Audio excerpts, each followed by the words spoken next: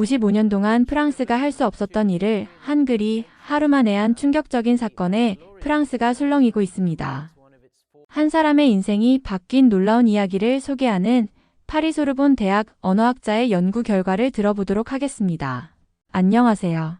저는 파리소르본 대학의 카트린 듀퐁입니다. 프랑스에는 아직도 문맹률 7%로 수백만 명의 성인이 글을 읽을 수도 쓸 수도 없는 상태입니다. 그들은 우리와 같은 사회에 살면서도 글을 읽고 쓰는 기본적인 능력이 없어 많은 어려움을 겪고 있는 사람들이죠. 저는 성인 문맹을 개선할 방법을 연구하던 중 한글에 대해 알게 되었습니다. 여러분은 한글에 대해 얼마나 알고 계신가요? 한글은 15세기 조선의 세종대왕이 창제한 문자 체계입니다. 그리고 이 문자가 21세기 프랑스에서 기적을 만들어냈습니다. 어떻게 그런 일이 가능했을까요? 장 피에르의 목소리로 직접 그의 이야기를 들어보겠습니다. 저는 장 피에르입니다. 55년 동안 글을 읽을 줄 몰랐어요. 이런 말을 처음 공개적으로 하니 가슴이 조여옵니다. 하지만 이제는 말할 수 있게 되었죠. 어릴 때부터 학교에서 늘 어려움을 겪었습니다. 다른 아이들은 글자를 배우는데 저는 그냥 아무것도 보이지 않았어요. 그저 이상한 모양들만 보였습니다. 선생님들은 제가 게으르다고 생각했고 부모님은 실망했죠. 결국 학교를 일찍 그만두고 공장에서 일하기 시작했습니다. 성인이 된 후에는 숨기는 방법을 터득했어요. 서류를 건네받으면 눈이 나빠서 안경을 가져오지 않았네요 라고 둘러댔습니다. 편지를 받으면 나중에 읽을게라며 웃으며 넘어갔고요. 식당에서는 항상 오늘의 추천 메뉴는 뭐예요? 라고 물었죠. 매일매일이 연기였습니다. 아내 소피는 제 비밀을 모르고 있었어요. 우리는 25년 동안 함께 살았지만 제가 글을 읽지 못한다는 사실을 소피는 전혀 알지 못했습니다. 어떻게 그럴 수 있었냐고요? 모든 서류는 소피가 처리했고 저는 사무적인 일은 내가 더 잘하니까라는 핑계를 댔어요. 소피는 그것이 제 배려라고 생각했죠. 하지만 이 비밀을 영원히 숨길 수는 없었습니다. 그날은 평범한 수요일이었어요. 아내 소피가 갑자기 심한 두통을 호소했습니다. 병원에 함께 갔죠. 의사는 소피에게 약을 처방했어요. 이 약을 정확히 복용하는 것이 중요합니다. 의사가 말했어요. 설명서를 꼼꼼히 읽어보세요. 부작용이 있을 수 있으니 주의하셔야 합니다. 의사는 약과 설명서를 제게 건넸습니다. 제 손에 느껴지는 그 종이 한 장이 그때 얼마나 무겁게 느껴졌는지 모릅니다. 마치 벽돌 같았어요. 여보, 내가 지금 너무 아파서 집에 가서 설명서 읽어봐 줄래? 소피가 고통스러운 표정으로 부탁했습니다. 집에 도착한 후 저는 설명서를 들여다보았어요. 하지만 여전히 그저 이상한 모양들만 보였습니다. 약병에 적힌 숫자를 간신히 알아볼 수 있었죠. 3이라고 쓰여 있었어요. 하루에 3번 먹는 약이라고 생각했습니다. 하루에 3번 먹으면 돼, 제가 소피에게 말했어요. 소피는 약을 먹기 시작했습니다. 하지만 다음날 소피의 상태는 더욱 악화됐어요. 얼굴이 붉어지고 두통은 더 심해졌죠. 이상해. 약을 먹었는데 왜 더 안 좋아지지? 소피가 신음하며 말했습니다. 우리는 다시 병원에 갔어요. 의사는 설명서를 보여달라고 했습니다. 이 약은 하루에 한 번만 복용해야 해요. 그것도 저녁 식사 후에요. 설명서에 분명히 나와 있는데 읽어보지 않으셨나요? 의사의 질문에 방이 조용해졌습니다. 소피가 제게 의아한 눈길을 보냈어요. 당신, 설명서 읽어봤어? 소피가 물었습니다. 말문이 막혔어요. 대답할 수 없었죠. 여보, 당신, 설마 글을 못 읽는 거야? 소피의 목소리에는 놀라움과 당혹감이 가득했습니다. 그 순간 아들 토마가 휴대폰을 내려놓고 저를 쳐다봤어요. 아빠, 정말이에요? 글을 못 읽으세요? 토마의 눈에는 믿을 수 없다는 표정이 역력했습니다. 55년간 숨겨온 제 비밀이 단 몇 초 만에 탄로났어요. 가슴이 무너져 내렸습니다. 수치심, 실패감, 절망감이 한꺼번에 밀려왔죠. 미안해. 겨우 이 말만 할 수 있었습니다. 병원에서 집으로 돌아오는 차 안은 무거운 침묵으로 가득했어요. 소피와 토마는 말이 없었죠. 저는 차창 밖만 바라보았습니다. 이제 어떻게 해야 할지 막막했어요. 그날 밤 소피가 침대 옆에 앉았습니다. 왜 말해주지 않았어? 소피의 목소리는 부드러웠어요. 부끄러웠어. 내가 날 떠날까 봐 두려웠어. 솔직히 고백했습니다. 소피는 제 손을 꼭 잡았어요. 바보같이. 25년 동안 함께 살았는데 그런 이유로 널 떠나겠어. 내일부터 함께 방법을 찾아보자. 소피의 이해심에 안도감이 밀려왔지만 동시에 깊은 불안감도 느꼈습니다. 내 나이에 글을 배울 수 있을까? 50대의 학생이 된다는 건 얼마나 부끄러운 일일까? 하지만 이대로 살 순 없었어요. 변화가 필요했죠. 다음 날 용기를 내어 지역 성인 교육센터를 찾아갔습니다. 처음 발을 들이는 순간 다리가 떨렸어요. 마치 어린 시절 학교 첫날로 돌아간 것 같았습니다. 교육센터에서 저는 크리스틴이라는 선생님을 만났어요. 크리스틴은 친절했습니다. 제 상황을 부끄러워할 필요가 없다고 말해주었죠. 프랑스에는 저와 같은 사람들이 많다고요. 프랑스 성인 중 7%가 문맹이에요. 혼자가 아니에요, 장 피에르 씨. 크리스틴이 위로해 주었습니다. 프랑스어 수업은 처음부터 어려웠어요. 알파벳을 배우는데 철자와 발음이 일치하지 않았죠. 이 AU가 O로 발음된다니 도대체 어떻게 이해해야 할지 몰랐습니다. 매일매일이 고통이었어요. 이건 너무 어려워요. 좌절감에 한숨을 내쉬었죠. 2주가 지났지만 거의 진전이 없었습니다. 매일 밤 집에 돌아와 눈물을 흘렸어요. 소피는 계속 응원해줬지만 제 마음속에는 의심이 커져갔습니다. 아마 난 글을 배울 수 없는 사람인가 봐. 그러던 어느 날 교육센터 복도를 지나가다 한 교실에서 이상한 소리가 들렸어요. 호기심에 문을 살짝 열어보았죠. 아, 장 피에르 씨, 들어오세요. 낯선 여성이 반갑게 맞아주었습니다. 죄송합니다. 그냥 지나가다 소리가 들려서 당황해서 말했어요. 괜찮아요. 저는 박지윤이라고 해요. 여기서 한국어를 가르치고 있어요. 박지윤 선생님은 환한 미소를 지었습니다. 교실 안에는 몇 명의 학생들이 있었어요. 칠판에는 제가 본 적 없는 이상한 모양의 글자들이 쓰여 있었죠. 이게 뭐예요? 궁금해서 물었습니다. 한글이에요. 한국의 문자죠.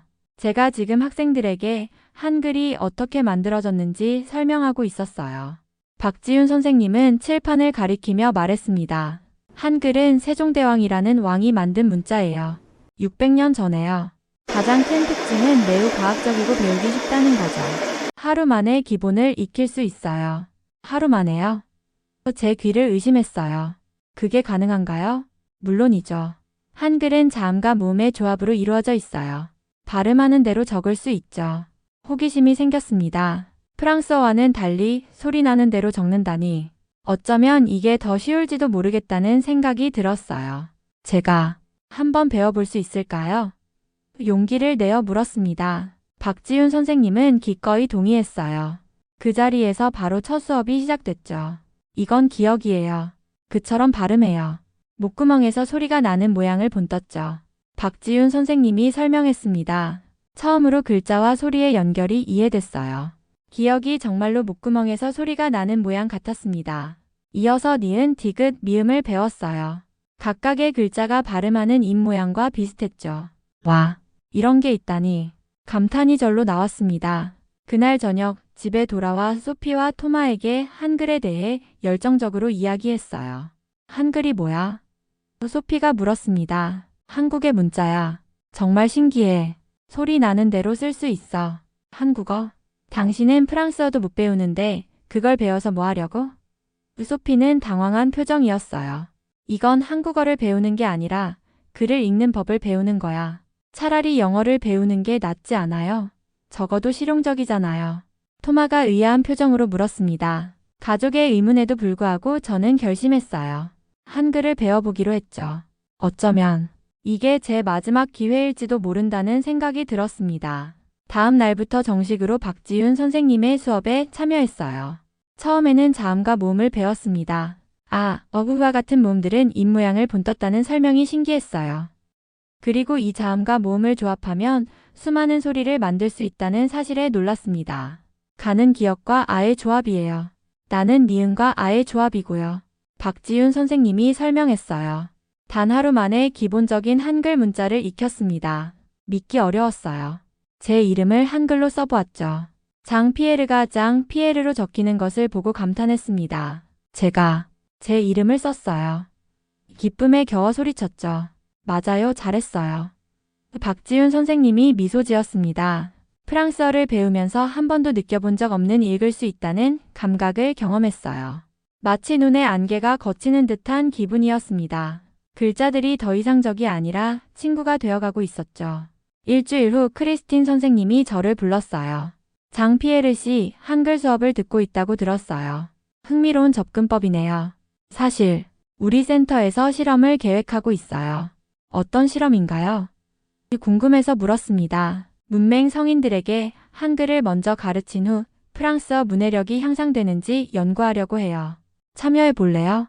망설임 없이 동의했어요. 이건 제게 큰 기회였으니까요. 어쩌면 저 같은 사람들에게 도움이 될 수도 있겠다는 생각이 들었습니다. 실험은 다음 주에 시작됐어요. 저를 포함한 15명의 문맹 성인들이 참여했습니다. 우리는 두 그룹으로 나뉘었죠. 한 그룹은 전통적인 방식으로 프랑스어를 배우고 다른 그룹은 한글을 먼저 배운 후 프랑스어를 배우는 방식이었어요. 저는 한글 그룹에 속했습니다. 매일 2시간씩 한글을 배웠어요. 놀랍게도 2주 만에 한글로 간단한 문장을 읽고 쓸 수 있게 되었죠. 나는 장 피에르입니다. 오늘은 날씨가 좋습니다.와 같은 문장들이요.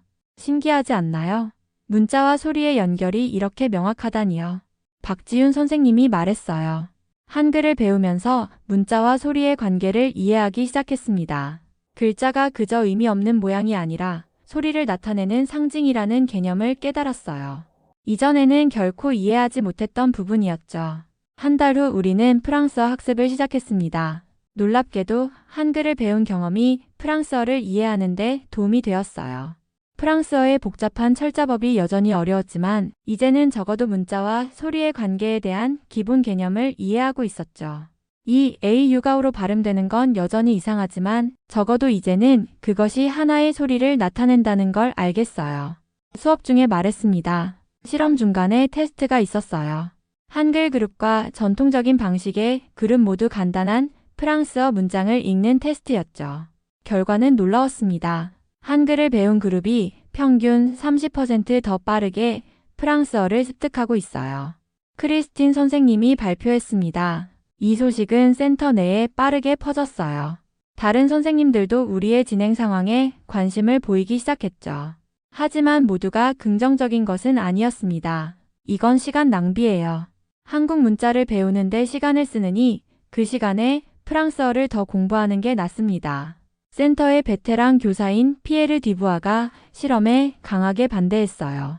디부아 선생님은 전통적인 교육 방식을 고수하는 분이었죠. 프랑스어도 못 배우는데 한국 문자를 배우는 게 무슨 의미가 있습니까? 이건 국가 자금의 낭비입니다. 디부아 선생님의 반발로 실험이 중단될 위기에 처했어요. 센터 이사회에서 이 문제를 논의한다는 소식이 들렸습니다. 우리 모두 불안했죠. 겨우 희망을 발견했는데 이대로 끝나버리는 건가? 그런데 더 큰 문제가 생겼어요. 실험 중간에 재진전이 갑자기 느려졌습니다. 다른 참가자들은 계속 발전하는데 저만 제자리 걸음이었죠. 한글은 잘 읽을 수 있었지만 프랑스어로 넘어오니 다시 어려워졌어요. 이게 정말 효과가 있는 걸까? 의심이 들기 시작했습니다. 소피도 재진전이 느려지는 것을 알아챘어요. 3개월이나 되었는데 아직도 신문을 못 읽어? 소피가 실망한 표정으로 물었습니다. 노력하고 있어. 하지만 너무 어려워. 좌절감에 한숨을 내쉬었어요. 내가 걱정했던 대로야. 한글 배우는 게 시간 낭비였던 것 같아. 소피의 말에 상처받았지만 어쩌면 맞는 말인지도 모른다는 생각이 들었어요. 어쩌면 저는 정말로 글을 배울 수 없는 사람인지도 모르겠다는 절망감이 밀려왔습니다. 그날 밤 수업을 그만둘까 심각하게 고민했어요. 이대로는 아무것도 달라지지 않을 것 같았으니까요. 실험이 시작된 지 4개월째 되는 날이었어요. 아침부터 우울한 기분이었습니다. 오늘 수업을 마지막으로 그만두기로 결심했죠. 소피에게는 아직 말하지 않았어요. 너무 실망할 테니까요. 수업에 가는 대신 공원 벤치에 앉았습니다. 가을 바람이 차갑게 느껴졌어요. 휴대폰이 울렸죠. 토마에게서 온 문자였습니다. 휴대폰 화면을 보는데 놀라운 일이 벌어졌어요. 토마가 보낸 문자를 제가 읽을 수 있었습니다. 아빠 사랑해요. 오늘도 화이팅. 숨이 멎는 것 같았어요. 제가 토마의 문자를 읽었습니다. 처음으로 아들이 보낸 메시지를 스스로 이해했어요. 눈물이 흘렀죠. 가슴이 벅차올랐습니다. 그 순간 깨달았어요. 제가 변하고 있다는 걸요. 진전이 느리게 느껴졌지만 분명히 있었던 겁니다. 4개월 전만 해도 문자 메시지를 읽는 것은 상상도 할 수 없었으니까요. 즉시 센터로 달려갔어요. 크리스틴 선생님과 박지훈 선생님께 무슨 일이 있었는지 흥분해서 말했습니다. 축하해요, 장피에르 씨. 두 선생님 모두 기뻐해 주셨어요. 이제 그만두지 않을 거예요. 계속할 거예요. 이 결심을 말했죠. 그날 저녁 센터 이사회가 열렸습니다. 실험의 계속 여부를 결정하는 중요한 회의였어요. 저는 발언 기회를 요청했죠. 제 이름은 장 피에르입니다. 55년 동안 문맹이었어요. 목소리가 떨렸지만 계속했습니다. 오늘 아침 제 아들이 보낸 문자를 처음으로 읽었어요. 아빠 사랑해요라고요. 여러분은 이것이 제게 얼마나 큰 의미인지 상상할 수 없을 겁니다. 방 안이 조용해졌어요. 모두의 시선이 저에게 고정됐죠. 한글을 배우면서 저는 글자가 어떻게 소리와 연결되는지 이해하기 시작했어요. 프랑스어는 여전히 어렵지만 이제는 적어도 시도할 용기가 생겼습니다. 이 실험이 계속되길 바랍니다. 저 같은 사람들에게 희망을 주니까요. 말을 마치자 박수 소리가 들렸어요. 많은 이사들이 감동한 표정이었습니다. 심지어 뒤부하 선생님도 생각에 잠긴 표정이었죠. 이사회는 실험을 계속하기로 결정했어요. 더 나아가 프랑스 교육부에 보고서를 제출하여 더 큰 규모의 연구를 제안하기로 했습니다. 집에 돌아와 소피와 토마에게 그날 있었던 일을 모두 이야기했어요. 토마의 문자를 읽었던 순간 이사회에서의 발언, 실험 계속 결정까지 아빠 대단해요. 토마가 저를 꼭 안아주었습니다. 소피의 눈에는 눈물이 고여 있었어요. 미안해, 내가 너무 성급했던 것 같아. 괜찮아. 나도 거의 포기할 뻔했으니까. 소피의 손을 잡고 말했죠. 그날 밤 처음으로 토마에게 문자를 보냈어요. 서툴게 한 글자씩 누르면서 썼죠. 나도 사랑한다. 비록 짧은 문장이었지만 제게는 인생의 새로운 장이 열리는 순간이었습니다. 실험은 6개월 동안 계속되었어요. 매일매일이 도전이었지만 포기하지 않았습니다. 한글로 배운 문자와 소리의 개념이 프랑스어를 이해하는데 점점 더 도움이 되기 시작했어요. 이 A 유가오로 발음되는 건 여전히 이상하지만 이제는 받아들일 수 있어요. 크리스틴 선생님에게 말했습니다. 실험이 끝날 무렵 최종 평가가 있었어요. 읽기 속도와 이해도를 테스트했죠. 결과는 놀라웠습니다. 장피에르 씨 읽기 속도가 처음보다 30% 향상되었어요. 크리스틴 선생님이 기쁘게 알려주셨어요. 물론 아직 완벽하지는 않았습니다. 복잡한 단어나 문장은 여전히 어려웠어요. 하지만 이제는 기본적인 글을 읽을 수 있었죠. 신문 헤드라인, 간단한 편지, 문자 메시지. 이전에는 불가능했던 일들이 가능해졌습니다. 실험의 다른 참가자들도 비슷한 향상을 보였어요. 한글을 먼저 배운 그룹은 평균적으로 전통적인 방법만 사용한 그룹보다 25% 더 나은 결과를 보였습니다. 이 결과는 프랑스 교육부에 보고되었어요. 어느 날 소피가 갑자기 아프다고 했습니다. 다시 병원에 갔어요. 의사가 약을 처방했죠. 이번에는 달랐습니다. 이 약은 하루에 2번 식사 후에 복용하세요. 의사가 설명했어요. 약과 설명서를 받아들며 심호흡을 했습니다. 떨리는 손으로 설명서를 펼쳤어요. 천천히 한 단어씩 읽기 시작했죠. 하루, 2번, 식사, 후. 단어들이 의미를 가지기 시작했습니다. 복용법을 이해하셨나요? 의사가 물었어요. 네, 이해했습니다. 자신 있게 대답했죠. 소피의 눈에 눈물이 고였어요. 의사는 의아한 표정이었죠. 그들은 제가 왜 이런 간단한 일에 감동하는지 이해하지 못했을 겁니다. 하지만 저는 알았어요. 이것이 얼마나 큰 승리인지. 집에 돌아와 소피에게 정확한 복용법을 설명해 주었습니다. 더 이상 추측이나 거짓말이 필요 없었어요. 제 아내의 건강을 제 손으로 지킬 수 있다는 자신감이 생겼습니다. 실험 결과는 프랑스 전역에서 주목받기 시작했어요. 여러 교육센터에서 이 방법을 시험해보고 싶다는 연락이 왔죠. 심지어 프랑스 교육부에서도 관심을 보였습니다. 이 방식이 문해력 교육에 도움이 될 가능성이 있다. 교육부 관계자가 방문했을 때 말했어요. 몇 주 후 우리 센터에서 작은 기념식이 열렸습니다.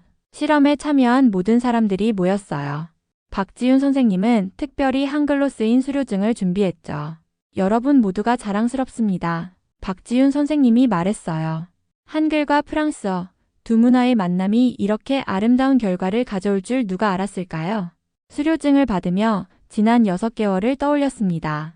처음에는 불가능해 보였던 일이 현실이 되었어요. 이제 저는 더 이상 문맹이 아니었습니다. 센터를 나서는데 뒤부하 선생님이 다가왔어요. 장피에르 씨, 솔직히 처음에는 이 실험이 시간 낭비라고 생각했습니다. 뒤부하 선생님이 고백했어요. 하지만 이제는 제가 틀렸다는 걸 인정합니다. 당신의 용기에 감사드립니다. 뒤부하 선생님의 말에 감동했어요.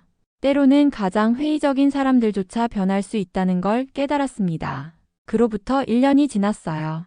지금 저는 파리의 한 호텔 로비에 앉아 있습니다. 국제 문해력 컨퍼런스가 열리는 중이에요. 카트린 교수가 단상에 올라 발표를 시작했죠. 프랑스에는 아직도 수백만 명의 성인이 문맹 상태입니다. 카트린 교수가 말했어요. 하지만 우리는 희망적인 결과를 발견했습니다.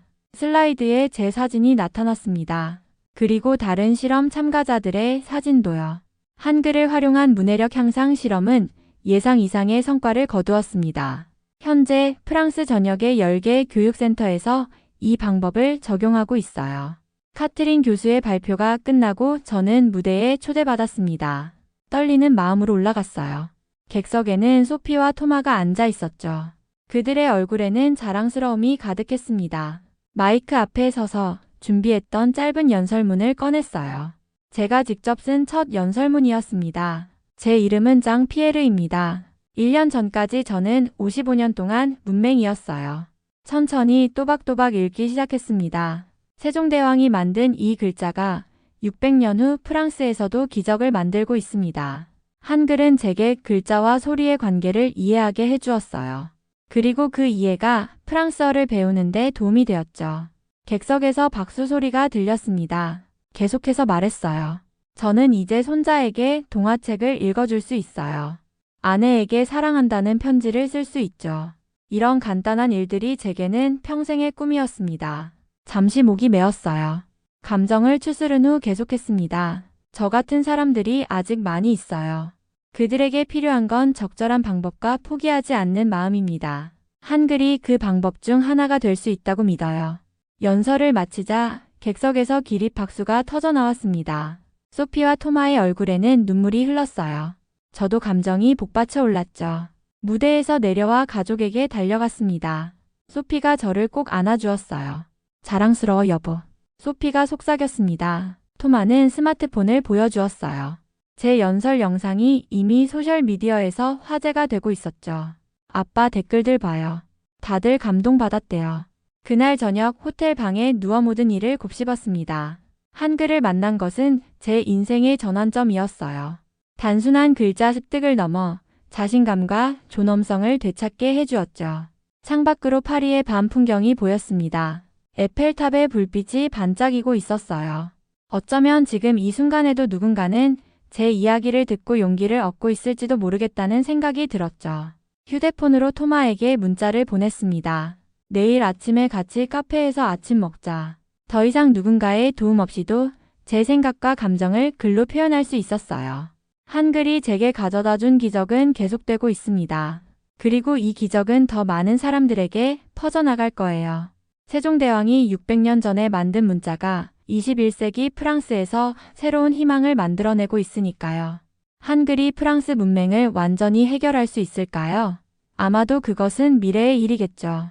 하지만 적어도 저에게는 한글이 새로운 세상을 열어주었습니다. 그리고 그것만으로도 충분히 가치 있는 기적이라고 생각해요. 한글이 만든 기적을 잘 들어보셨나요? 오늘 사연을 통해 한글의 우수성이 증명되었네요. 우리가 매일 읽고 쓰고 말하는 것이 세상을 변화시킨다는 것이 대단하고 자랑스럽습니다. 한글에 대한 다른 사연이 있으신 분은 댓글 부탁드립니다. 감사합니다. 행복하세요.